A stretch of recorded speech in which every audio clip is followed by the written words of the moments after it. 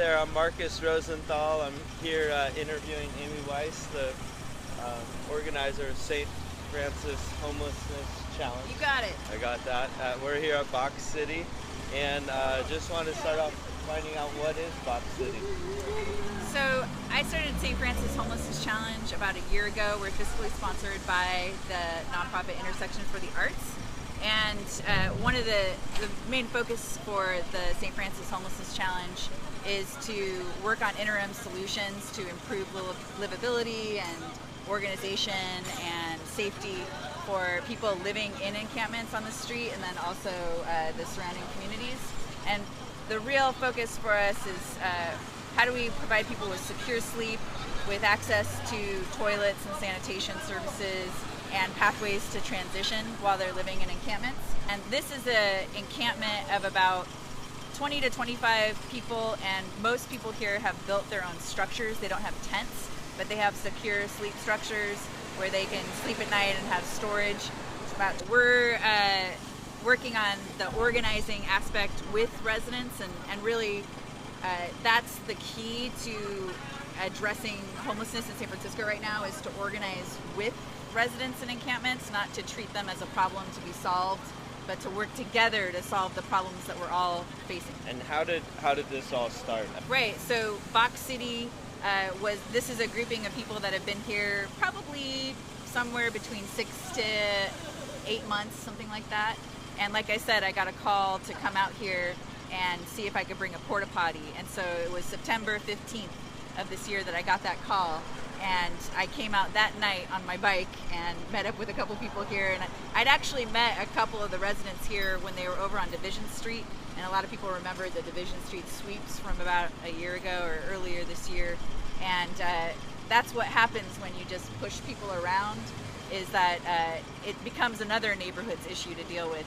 And it ends up being a lot cheaper to work with people and figure out organization and support than it does to just ignore the problem, let it pile up, have police come and just respond to 311 calls. We waste tens of millions of dollars a year of just having police response without any services. So what do you plan to do with this campaign? So this campaign, the Hand Up campaign that we have right now, is really about raising funds to be able to get the materials to build more structures. Now we're working with someone, a friend of mine, a collaborator named Moksha, and he designs these amazing structures. We're calling them transitional sleep and storage shelters. And we've already created about 4 of them. We want to be able to help people transition out of a tent into a secure sleep and storage shelter, and then help them transition from that shelter that's mobile into indoor shelter and housing. And the shelter is like about what size? I know there's pictures of it on the same campaign. It's 5 that look like a cool feet design. by 8 feet by 10 feet. And that's one of the key things about these structures, is people can stand up in them, and there's also the way that they're designed in the interior. There's a place for you to sleep, and there's also a storage area. But what's interesting is now we have these beautifully designed structures by Moksha. They cost $653 for the materials. Moksha did his own fundraising campaign for the labor. We have volunteers helping out with labor too.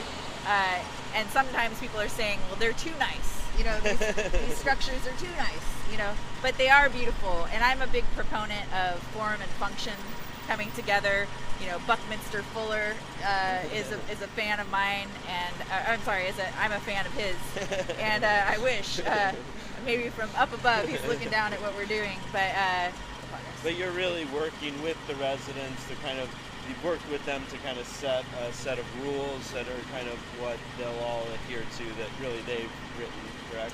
Yeah, we work together to create these good neighbor agreements.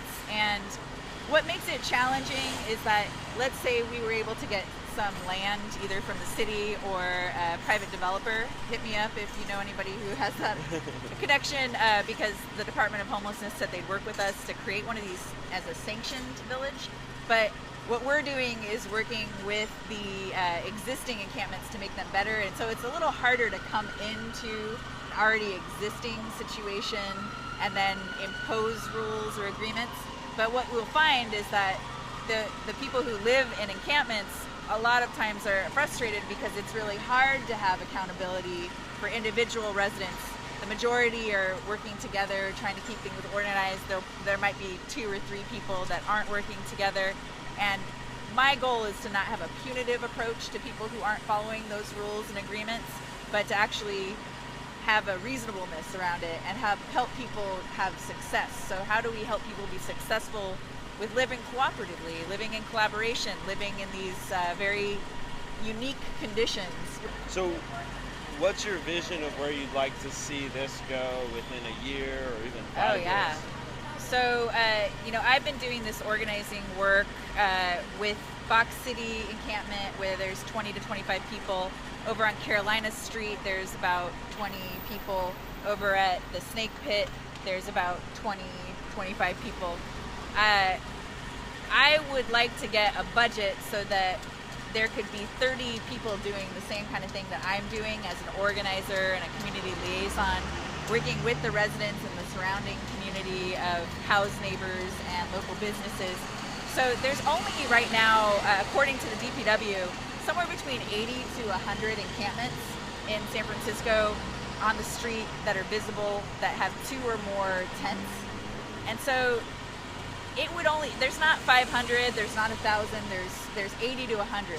So if you were to hire 30 people or even do this in an organizing capacity with volunteers, we could spread out over the entire city, work with residents who are on the street to identify who's there, how to support basic needs of sanitation, security, all that stuff, address the neighbors' needs around there, and get people on a path to transition. That's a key piece of this, is we want to get people on a path to transition. So I would like to expand that organizing piece, and then I would like us to have the approval from the city and private landowners who have underutilized land to be able to have sanctioned villages of these transitional sleep and storage shelters. We're doing a lot of legwork for the city for free, really, because I have a list of everybody who lives here. I have lists of people who live at Carolina Street who want to be able to transition. So this is the good work that needs to be done, and it can be creative, and it can be community building. It can be something that we take pride in as a city, that we're doing this kind of work, because there are many people like you and I that want to be able to tap into this and get involved. And it's as simple as this. There's a lot of people here who have repair skills and building skills, bike building skills, and so what we're trying to do is to get a legit business here for people who are working to repair bikes and to get income that actually benefits the community.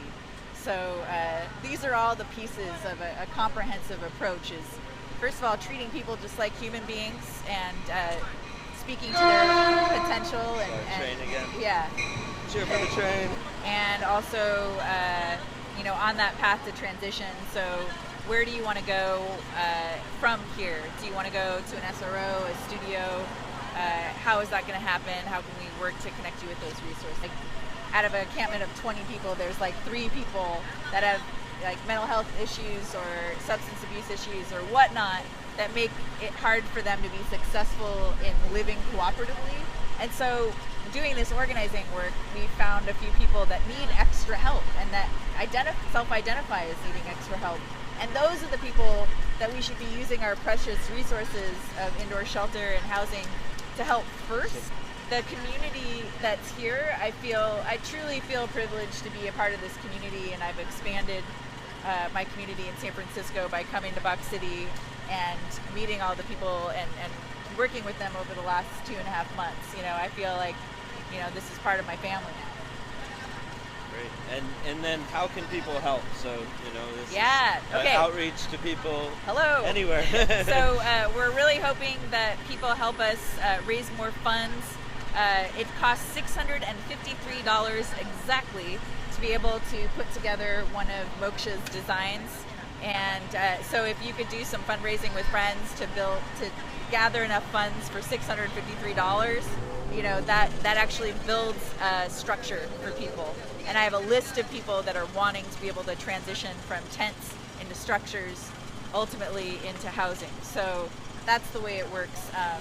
if you could spread the word about boxcitysf.com, stfrancischallenge.org. We're on Facebook. You can follow what we're doing that way.